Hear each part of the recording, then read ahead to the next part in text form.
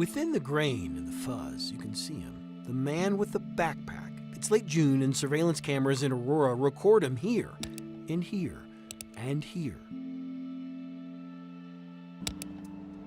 911, what's the address of the emergency? The caller doesn't see the man with the backpack, but he does see someone else on the ground. Oh, he's bleeding. Yo, are you okay? Right around here. Dude. Is he awake, sir? Hey, are you okay?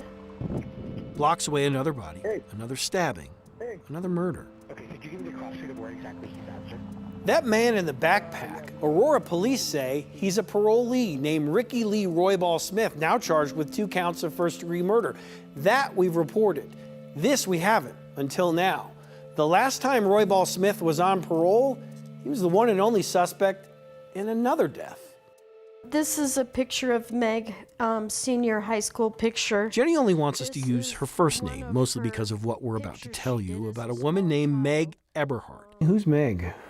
Meg's my daughter. 3 years ago, a Lyft driver dropped off Meg at this light rail station in Inglewood. Seconds later, Meg began screaming for help. This report outlined she screamed 7 times.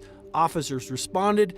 A man ran when police attempted to contact him. Eventually, that man struggled with officers. There was no doubt in my mind she had been brutally, physically attacked. Jenny saw her estranged daughter for the first time in years in a hospital with no more than a machine keeping her alive. It was probably the hardest thing I ever did in my life.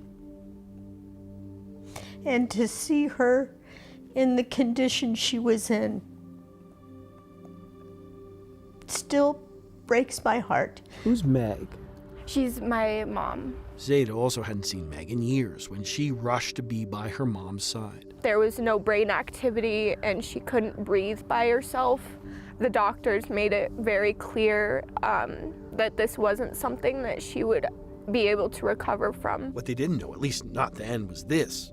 The man next to Meg, the man who ran, the man who struggled, that was a man on parole, a man by the name of Lee Roybal-Smith.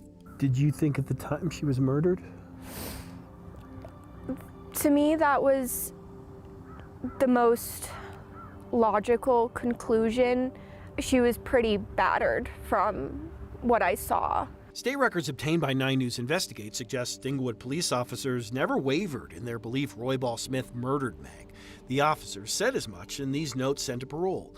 I will absolutely let you know when I file the case on Ricky. Thank you for assisting us with this. And then this, a little more than 3 months after Meg's death. Homicide charges had been referred to the district attorney's office. So they're treating it like a homicide. They're treating it like a murder, yeah. But in the DA's office, the case stalled 4 months after Meg's death, awaiting a response if DA's office will be accepting charges for homicide. Complicating the case, an autopsy that noted numerous cuts and bruises, but no official cause or manner of death. Undetermined, concluded the coroner. Eventually, the DA's office did charge Roybal-Smith, not with murder, but with felony menacing for an unrelated crime. The sentence, just 4 years. He'd serve only 2. 911, what's the address of the emergency? Which is why he was on parole again this year, when Aurora police say he stabbed 2 people, 2 strangers, in less than an hour in late June.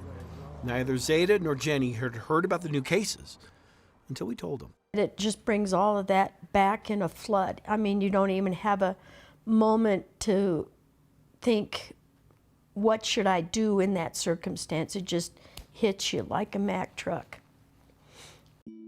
Inglewood police will only say the investigation into Meg Eberhart's death remains open 3 years later.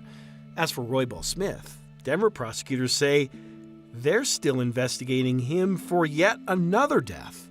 Roybal-Smith's cellmate in the Denver jail mysteriously died the day after the Aurora stabbings. Jenny says it all makes her think of Meg and what could have been with a man with a backpack. He should have been prosecuted in the beginning and never had a chance to do this to other people. Chris Vanderveen, 9 News. Today we received a statement from the Arapahoe County District Attorney's Office saying that case is open and active. In fact, we're told new testing came back from the state just this month that is now considered to be new evidence in the case. There's going to be a case review between the coroner and police the next week or so. We'll keep you updated.